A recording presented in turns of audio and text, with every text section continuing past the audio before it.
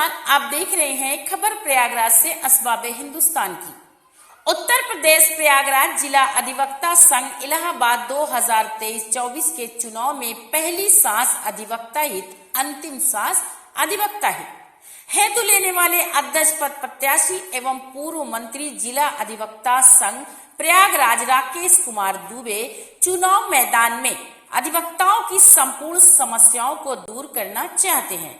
आज उन्होंने royal garden में लक्ष्मी टॉकीज के पास अधिवक्ता मिलन समारोह प्रतिभोज किया, जिसमें भारी संख्या में उनके 7 वक्ताओं ने हिस्सा लिया और उन्होंने उन्हें विजयी श्री दिलाने हेतु नारे लगाए, साथ ही संकल्प भी लिया है।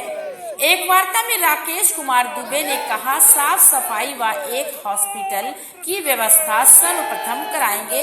तो आइए जानते हैं आगे और क्या क्या कहा राकेश कुमार दुबे ने। प्रयागराज कचहरी में आज यहाँ पर राकेश दुबे जी अध्यक्ष पद पर चुनाव मैदान में उतरे हैं, जबकि यहाँ पर काफी बड़ा पंडाल लगाया गया है। यहाँ पे सारे वकील इकट्ठा हैं और इनकी क्या वकीलों के लिए क्या सहयोग होगा, आगे चुनाव जीतने के बाद क्या सहयोग करेंगे, ये स्वयं बताएंगे कि आप वकील को लेकर के, उनकी सुविधाओं को लेकर के किस तरह से तैयारी की है। मैंने ये संकल्प लिया है कि मैं अपने समस्त अधिवक्ताओं के लिए हेल्थ इंश्योरेंस पॉलिसी ले आऊँगा, जिसमें 5 लाख रुपए उनको कैशलेस कार्ड दें, ताकि वो ऑल ओवर इंडिया कहीं भी अपने इलाज करा सकते हैं। और मैंने अपने मंत्री कार्यकाल में 2 ज़मीनें खाली कराई थी, जो आज स्टैंड के रूप में परिलक्षित है और वहाँ पर हमारे अधिवक्ताओं को संपूर्ण लाभ मिल रहा है।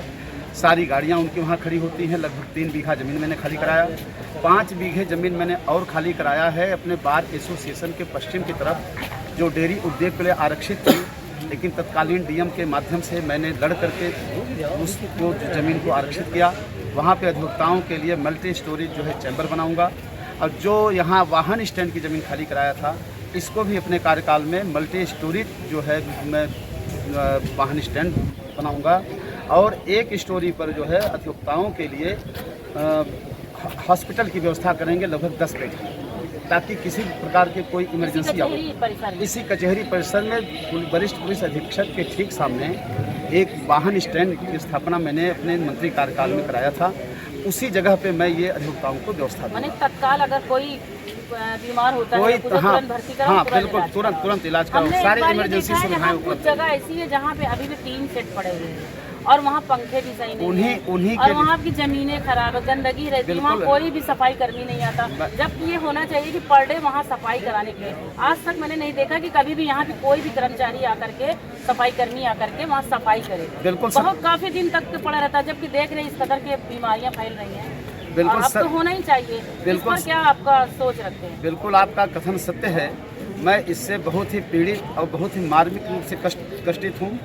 जब हमारे अधिवक्ताओं का प्यार मिला, दुलार मिला, उन्होंने मुझे सम्मान दिया, मुझे चुना मंत्री के रूप में। मैं 1 अगस्त 2019 को मंत्री पद पर स्थापित हुआ। मैं उसी दिन से नगर निगम को जो है लेटर लिख करके मेयर से सबसे मिल करके 25 जो है सफाई कर्मियों की एक टोली बनाई। मैं स्वयं व्यक्तिगत रूप से 84 खम्हा, 12 खम्हा, मुख्तार खाना, अशोक वाटिका, दीवानी परिसर, हमारा अधिवक्ता संघ, सब जगह स्वयं सुबह 7:30 बजे खड़े होकर के सब जगह सफाई कराता था, दवा का छिड़काव कराता था। अधिवक्ताओं से प्रार्थना भी करता था कोई इधर उधर न थूकें, उनके थूकने के लिए डस्टबिन की व्यवस्था किया था। किंतु उस वक्त जो है प्रशासनिक अधिकारियों के कुछ उदासीनता के कारण वो डस्टबिन मुझे नहीं मिल पाई थी। फिर भी मैंने ये पूरा प्रयास किया था।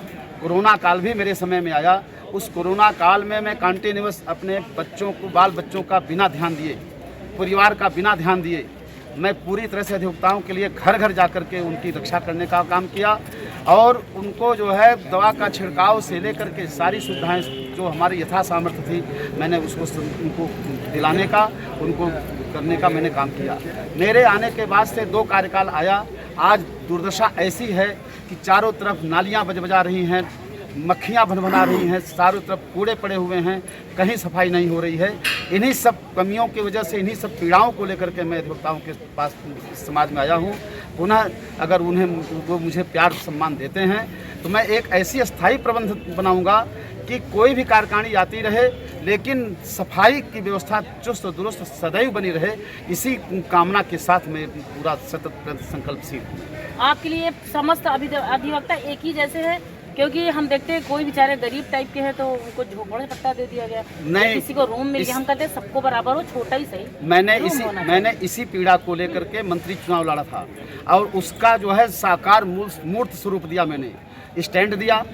अब दूसरी जो 5 बीघा जमीन खाली कराई है, दुर्भाग्य है कि हमारे कार्यकाल के बाद से 2 कार्यकाल आए, वहाँ पे जिला अधिवक्ता संघ का बोर्ड तक नहीं लगा पाया लोगों ने। मैं वहाँ पे मल्टी स्टोरेज अधिवक्ताओं का कक्ष निर्माण कराऊंगा पूरी तरह से सारे फैसिलिटी के साथ। पूर्ण रूप से विकास करेंगे। आने वाले 50 सालों में जितने भी नई जनरेशन हमारी आएगी उनको बैठने की कोई समस्या नहीं आएगी। आप परिचय दे दीजिए कि क्या है नंबर आपका? मैं राकेश कुमार दुबे, पूर्व मंत्री जिला अधिवक्ता संघ, वर्तमान में अध्यक्ष पद का प्रत्याशी हूँ और अपने अधिवक्ताओं से चुनाव, यहाँ हमारे यहाँ चुनाव चिन्ह नहीं होता है। नंबर 7 नंबर है, लेकिन हम लोग यहाँ नंबर नहीं चलता, नाम चलता है, व्यक्तित्व देखते हैं और सारे प्रत्याशियों का व्यक्तित्व देखें। मुझे किसी की आधा नंबर है। कुल 11 प्रत्याशी हैं जिसमें से 7वें स्थान पर मेरा नाम है। अधिवक्ताओं से क्या अपील करना चाहते हैं आप? मैं अधिवक्ताओं से अपील करना चाहता हूं कि उनके सामने 11 प्रत्याशी हैं। अगर वास्तव में मैंने सच्चे हृदय से, निष्काम भाव से, निष्पाप मानसिकता से 24 घंटे अहर्निश अगर मैंने सेवा करी है तो आज उनके दायित्व उनके कंधे पर है। अगर बार के विकास के लिए, अपनी सुविधाओं के लिए और अपने स्वास्थ्य बीमा के लिए अगर उनको जो है विश्वास है राकेश कुमार दुबे पर, तो वो मुझे अपना प्यार, सम्मान और मुझे अपना मत दें और मत दे करके मुझे विजयी बनाएं, ताकि मैं उनके सारी कल्याणकारी योजनाओं को ला करके उन्हें उपलब्ध। सभी खबरों को देखने के लिए जुड़े रहिए असबाब हिंदुस्तान न्यूज़ चैनल से।